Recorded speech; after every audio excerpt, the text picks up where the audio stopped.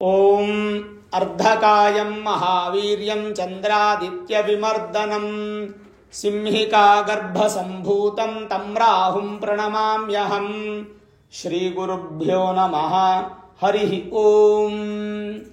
ಆತ್ಮೀಯ ಪ್ರಿಯ ಪ್ರೇಕ್ಷಕ ಮಿತ್ರರೇ, ನಿಮ್ಮೆಲ್ಲರ ಜೀವನ ಕ್ಷೇಮದಾಯಕ, ಲಾಭದಾಯಕ, ಸುಖದಾಯಕವಾಗಿರಲಿ ಅಂತ ನನ್ನ ಆರಾಧ್ಯ ದೇವಿ ಹೊರನಾಡು ಅನ್ನಪೂರ್ಣೇಶ್ವರಿಯ ಪಾದಗಳಿಗೆ ನಮಸ್ಕರಿಸ್ತಾ, ಪ್ರಿಯ ಪ್ರೇಕ್ಷಕ ಮಿತ್ರರೇ, ರಾಹು ಜಯಂತಿ ಸೆಪ್ಟೆಂಬರ್ 7ನೇ ತಾರೀಕು ರಾಹು ಜಯಂತಿ ಅನ್ನುವಂಥದ್ದು ನಮಗಿದೆ. ರಾಹು ಜಯಂತಿ ಅಂತಂದರೆ ನೋಡಿ, ರಾಹು ಬಂದು ಅತ್ಯಂತ ಸಂತೋಷವಾಗಿರತಕ್ಕಂಥ ದಿನ.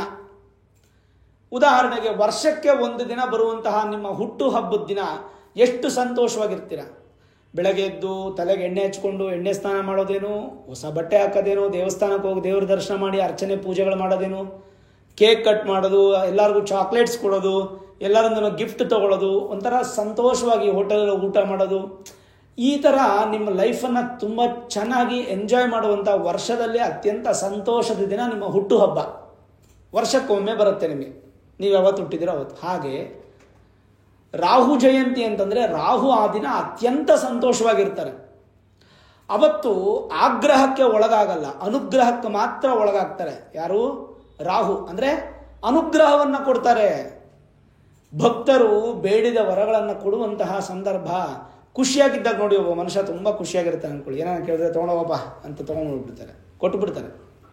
ಅದೇ ಬೇಜಾರಲ್ಲಿ ದುಃಖದಲ್ಲಿದ್ದಾಗ, ಅಯ್ಯೋ ನಾನೇ ಬೇಜಾರಲ್ಲಿ ದುಃಖದಲ್ಲಿದ್ದೀನಿ, ನೀನು ಬಂದು ಕೇಳ್ತಾ ಇದ್ದೆ, ನಾನೇನು ಸಹಾಯ ಮಾಡಲಿ, ಹೋಗಪ್ಪ ಅಲ್ವಾ? ಇದು ಮನುಷ್ಯನ ಸ್ವಭಾವದ ಗುಣ.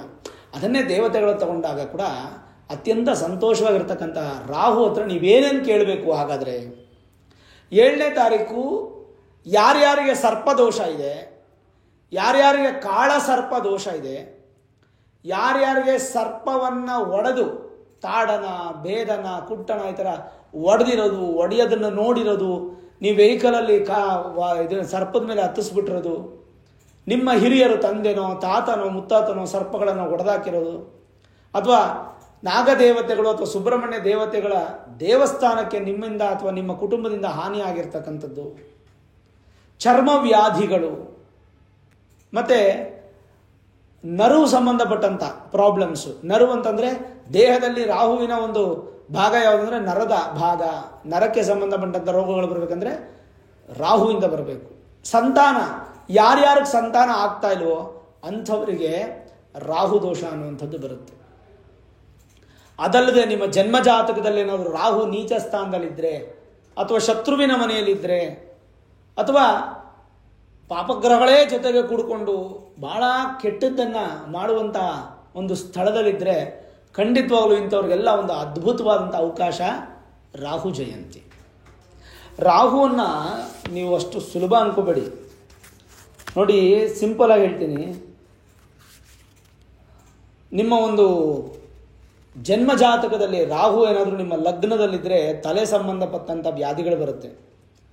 2ನೇ ಮನೆಯಲ್ಲಿದ್ದರೆ ಕುಟುಂಬ ಸುಖ ಅನ್ನೋದೇ ಇರಲ್ಲ ನಿಮಗೆ. 2ನೇ ಮನೆಯಲ್ಲಿ ರಾಹು ಇತ್ತಂದರೆ 42 ವರ್ಷ ಆದ ನಂತರ ನಿಮ್ಮ ಜೀವನದಲ್ಲಿ ಒಂದು ಬೆಳಕು ಶುರುವಾಗುತ್ತೆ. ಹಾಗೆ ರಾಹುಗೆ ಸೂರ್ಯ ನಿಮ್ಮ ಜಾತಕದಲ್ಲಿ, ಮೂಲ ಜಾತಕದಲ್ಲಿ ರಾಹುವನ್ನು ಸೂರ್ಯ ಪೀಡಿಸಿದ್ರೆ ಏನೇನಾಗುತ್ತೆ? ಅನುಸೂಚಿತ ವ್ಯಾಧಿಗಳು, ಚರ್ಮ ವ್ಯಾಧಿಗಳು, ಪಿತ್ತ ವ್ಯಾಧಿಗಳು ಬರುತ್ತೆ. ರಾಹುವನ್ನು ಚಂದ್ರ ಪೀಡಿಸಿದ್ರೆ ಜೀವಾಣುಗಳು, ಬ್ಯಾಕ್ಟೀರಿಯಾದಿಂದ ಬರುವ ವ್ಯಾಧಿಗಳು, ಜ್ವರ ಅಥವಾ ಕಾಫು, ಕೆಮ್ಮು, ಈ ಥರ ನೆಗಡಿ.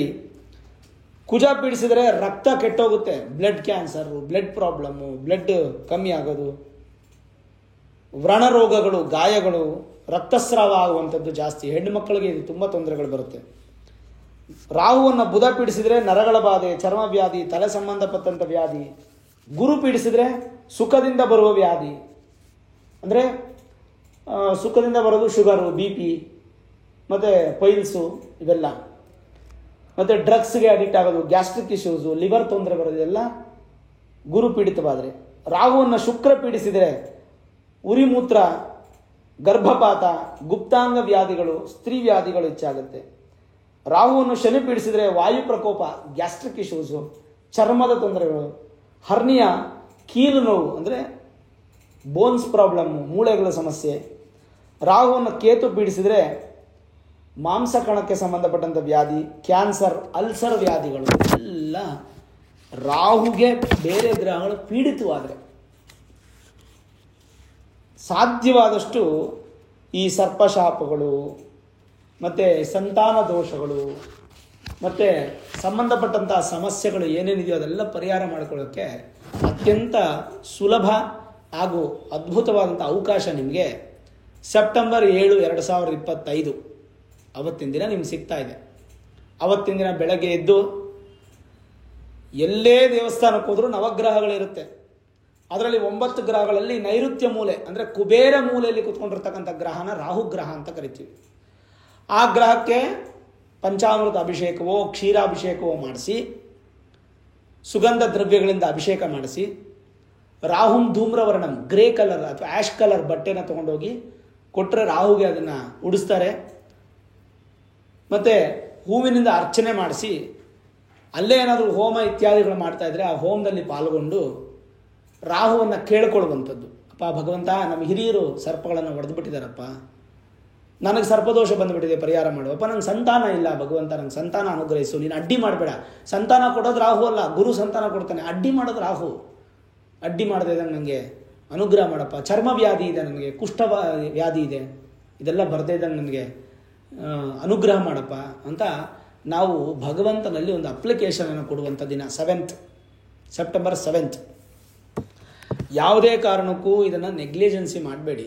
ಯಾಕೆಂದರೆ ರಾಹು ಜಯಂತಿ ದಿನ ನಾವು ರಾಹುನ ಆರಾಧನೆ ಮಾಡೋದ್ರಿಂದ ರಾಹು ವಿಶೇಷವಾದಂಥ ಈಪ್ಸಿತ ಫಲಗಳು ಅಂತ ಹೇಳ್ತೀವಿ. ಈಪ್ಸಿತ ಫಲಗಳು ಅಂತಂದರೆ ತುಂಬ ಉತ್ತಮವಾಗಿರತಕ್ಕಂಥ ಫಲ ಅಂತ ಹೇಳ್ತೀವಿ. ರಾಹುವಿಂದ ಒಳ್ಳೆಯದಾಗಿದೆ ನೋಡಿದ್ದೀರಾ? ಎಷ್ಟೋ ಜನಕ್ಕೆ ಒಳ್ಳೆಯದಾಗಿದೆ. ಆದರೆ ನೀವು ಮಾಡೋ ಪೂಜೆ ಪ್ರಾರ್ಥನೆ ಅದರ ಫಲದಿಂದ ಮಾತ್ರ ಸಿಗುತ್ತೆ ಹೊರತು ಸುಮ್ಮನೆ ಅಂತೂ ರಾಹು ಫಲ ಕೊಡೋದಿಲ್ಲ. ನೋಡಿ, ನಿಮ್ಮ ಜನ್ಮ ಜಾತಕದಲ್ಲಿ ಮೂಲ ಜಾತಕವನ್ನು ಒಮ್ಮೆ ತೋರಿಸ್ಕೊಳ್ಳಿ ನುರಿತ ಜ್ಯೋತಿಷ್ಯರಿಗೆ. Vedic astrology, higher astrology predictions ಮಾಡಿಸ್ಕೊಳ್ಳಿ. ಜಾತಕದಲ್ಲಿ ಬುಧನ ಲಗ್ನಗಳಾಗಿ, ಲಗ್ನಕ್ಕೆ ಶನಿ ರಾಹು ಪೀಡಿತ ದೃಷ್ಟಿ ಇದ್ದು ಬುಧನು ಸಹ ಪೀಡಿತನಾದರೆ ಅವರಿಗೆ ಬಿಳಿ ಕುಷ್ಠ ಅಂದರೆ ತೊನ್ನು ವ್ಯಾಧಿ, ವೈಟ್ ಪ್ಯಾಚಸ್ ವ್ಯಾಧಿಗಳು ಬರುತ್ತೆ. ಹೆಚ್ಚಾಗಿ ರಾಹುಗೆ ಪರಿಹಾರ ಮಾಡಿಕೊಂಡ್ರೆ ಖಂಡಿತ ವ್ಯಾಧಿ ನಿವಾರಣೆ ಆಗುತ್ತೆ. ಪರಿಹಾರ ಅನ್ನುವಂಥದ್ದು ಬಹಳ ಮುಖ್ಯ. ಜ್ಯೋತಿಷ್ಯ ಮತ್ತು ಆರೋಗ್ಯ 2 ಅಣ್ಣ ತಮ್ಮಂದಿರಿದ್ದಂಗೆ. ಮುಖದಲ್ಲಿ ಬಂಗು ಬರುವಂಥದ್ದು, ಬಂಗು ಶನಿಯಿಂದ ಬಂದರೂ ಕೂಡ ಬಂಗು ಬೇಗ ಹೋಗದೇ ಇರೋದಕ್ಕೆ ರಾಹು ಕಾರಣ. ನರದ ಸಂಬಂಧಪಟ್ಟಂಥ ಸಮಸ್ಯೆಗಳಿರ್ತಕ್ಕಂಥವರು ಖಂಡಿತವಾಗಲೂ ಈ ಪರಿಹಾರಗಳನ್ನು ಮಾಡಿಕೊಳ್ಬೇಕು. ಸಾಧ್ಯವಾದಷ್ಟು ನೀವೇನು ಮಾಡಬೇಕು, ರಾಹು ಜಯಂತಿ ದಿನ ರಾಹು ಆರಾಧನೆ ಮಾಡಿ. ಅವತ್ತು ಮಾಡೋಕ್ಕಾಗಿಲ್ವಾ, ದುರ್ಗಾದೇವಿ ಆರಾಧನೆ, ಶ್ರೀಕಾಳಹಸ್ತಿ ದರ್ಶನ, ಕುಕ್ಕೆ ಸುಬ್ರಹ್ಮಣ್ಯ ದರ್ಶನ, ಘಾಟಿ ಸುಬ್ರಹ್ಮಣ್ಯ ದರ್ಶನ, ವಿದುರಾಶ್ವತ್ಥ ದರ್ಶನ, ಆಶ್ಲೇಷ ಬಲಿ, ಸರ್ಪ ಪ್ರತಿಷ್ಠೆ, ಈ ಥರದ್ದೆಲ್ಲ ಮಾಡ್ಕೋಬೇಕಾಗ್ತದೆ. ಇದಕ್ಕೆಲ್ಲ ಖರ್ಚು ಜಾಸ್ತಿ ಆಗುತ್ತೆ. ಖರ್ಚು ಜಾಸ್ತಿ ಆಗೋಂಥ ಪೂಜೆ ಬೇಡ. ಭಾಳ ಸಿಂಪಲಾಗಿ ಒಂದು 50, 100, 200, 500 ರೂಪಾಯಿ ಒಳಗೆ ಖರ್ಚಾಗುವಂಥ ಪೂಜೆ ಮಾಡಿ. ಅದಕ್ಕೆ ರಾಹು ಜಯಂತಿ 7ನೇ ತಾರೀಕು ಇರ್ತಕ್ಕಂಥದ್ದು. ಅವತ್ತಿನ ದಿನ ವಿಶೇಷವಾದಂಥ ಫಲ ಭಗವಂತ ನಿಮಗೆ ಕೊಡ್ತಾನೆ. ಶ್ರದ್ಧೆಯಿಂದ ಭಕ್ತಿಯಿಂದ ಖಂಡಿತ ಮಾಡಿ. 27 ನಕ್ಷತ್ರದವರು, 12 ರಾಶಿಯವರು ಕೂಡ ಕಂಪಲ್ಸರಿ ಇದನ್ನು ಮಾಡಿಕೊಳ್ಳಿ, ಒಳ್ಳೆಯದು. 7ನೇ ತಾರೀಕು ರಾಹು ಜಯಂತಿ ಇರೋದ್ರಿಂದ ರಾಹು ಆರಾಧನೆ, ರಾಹು ದರ್ಶನ ಅದನ್ನು ನೀವು ಪ್ರಾರ್ಥನೆ ಮಾಡ್ಕೊಳ್ಳಿ. ಸಾಧ್ಯವಾದರೆ ಈ ಎಲ್ಲ ಸೋಷಿಯಲ್ ಮೀಡಿಯಾಗಳಲ್ಲಿ ಎಲ್ಲ ಕಡೆ ರಾಹು ಜನನ ವೃತ್ತ ಅಂತ ರಾಹುವಿನ ಒಂದು ಕಥೆಗಳು ಕಾಣುತ್ತೆ, ಕೇಳಿಸ್ಕೋಬೇಕು. ಅದನ್ನು ಪುರಾಣ ಶ್ರವಣವನ್ನು ಮಾಡ್ಕೊಳ್ಳಿ, ರಾಹುವಿನ ಶಕ್ತಿ ಏನಂತ ತಿಳ್ಕೊಳ್ಳಿ, ಸಂಬಂಧಪಟ್ಟಾಗಿ ಭಕ್ತಿಯಿಂದ ಪ್ರಾರ್ಥನೆ ಮಾಡ್ಕೊಳ್ಳಿ. ಯಾವುದೇ ಕಾರಣಕ್ಕೂ ನೆಗ್ಲಿಜೆನ್ಸಿ ಮಾಡಬೇಡಿ. ನಿಮ್ಮ ಮೂಲ ಜಾತಕವನ್ನು ಒಮ್ಮೆ ನುರಿತ ಜ್ಯೋತಿಷ್ಯರಿಗೆ ತೋರಿಸ್ಕೊಂಡು ವೇದಿಕ್ ಅಸ್ಟ್ರಾಲಜಿ, ಹೈಯರ್ ಅಸ್ಟ್ರಾಲಜಿ ಪ್ರಿಡಿಕ್ಷನ್ಸನ್ನು ಮಾಡಿಸ್ಕೊಂಡು ಪರಿಹಾರಗಳನ್ನು ಮಾಡ್ಕೊಳ್ಳಿ. ದಿಢೀರಂತ ಹಾಳಾಗ್ಬಿಡೋದು, ದಿಢೀರಂತ ಎಲ್ಲ ಕಳ್ಕೊಂಬಿಡೋದು, ಬೀದಿಗೆ ಬಂದ್ಬಿಡೋದು, ದಿಢೀರಂತ ಲಾಸ್ ಆಗೋದು, ಕೆಟ್ಟ ಚಟುವಟಿಕೆಗಳು, ಈ ಡ್ರಗ್ಸು, ಆಮೇಲೆ ಕುಡಿತ, ಸಿಗರೆಟ್ಟು, ಇದು ಪಾನು, ಈ ಥರದ್ದು ಕೆಟ್ಟ ಅಭ್ಯಾಸಗಳು ಕೂಡ ರಾಹುವಿಂದನೇ ಬರೋದು. ಈ ಸೆರೆಮನೆ ವಾಸ ಆಗ್ಬೋದು, ಅಥವಾ ಅರೆಸ್ಟ್ ಆಗೋದಾಗ್ಬೋದು, ಅಥವಾ ದುಡ್ಡೆಲ್ಲ ಕಳ್ಕೊಂಡು ಕೋರ್ಟಲ್ಲಿ ಅಲಿಯೋದು, ಈ ಥರದ್ದೆಲ್ಲವೂ ಕೂಡ ರಾಹುವಿಂದ ಆಗುವಂಥ ಪ್ರಭಾವ. ಇವೆಲ್ಲ ಏನೂ ಆಗಬಾರ್ದು ಅಂತಂದರೆ ಖಂಡಿತ ರಾಹು ಪೂಜೆ ಮಾಡಿ, ನಿಮಗೆ ಒಳ್ಳೆಯದೇ ಆಗುತ್ತೆ. ಚಿಂತೆ ಮಾಡೋ ಅವಶ್ಯಕತೆ ಇಲ್ಲ. ಭಗವಂತನ ಆಶೀರ್ವಾದ ಅನುಗ್ರಹ ಖಂಡಿತ ನಿಮ್ಗೆ ಸಿಗುತ್ತೆ, ಚೆನ್ನಾಗಿರುತ್ತೆ. ಈ ವಿಡಿಯೋ ಇಷ್ಟ ಆಗಿದ್ದರೆ ಲೈಕ್ ಮಾಡಿ, ಶೇರ್ ಮಾಡಿ, ಮುಖ್ಯವಾಗಿ ನಮ್ಮ ಚಾನಲ್ಗೆ ಸಬ್ಸ್ಕ್ರೈಬ್ ಮಾಡಿ, ಬೆಲ್ ಐಕಾನನ್ನು ಪ್ರೆಸ್ ಮಾಡಿ. ಪ್ರತಿನಿತ್ಯ ನಾನು ಪೂಜೆ ಮಾಡುವಂತಹ ನನ್ನ ಆರಾಧ್ಯ ದೇವಿ ಹೊರನಾಡು ಅನ್ನಪೂರ್ಣೇಶ್ವರಿಯ ಆಶೀರ್ವಾದ ಅನುಗ್ರಹ ಸದಾಕಾಲ ಮತ್ತೊಮ್ಮೆ ನಿಮ್ಗೆ ಸಿಗಲಿ ಅಂತ ಪ್ರಾರ್ಥನೆ ಮಾಡ್ತಾ, ಸರ್ವೇ ಜನಾಃ ಸುಖಿನೋ ಭವಂತು, ಸಮಸ್ತ ಸನ್ಮಂಗಳ ನಿಭವಂತು.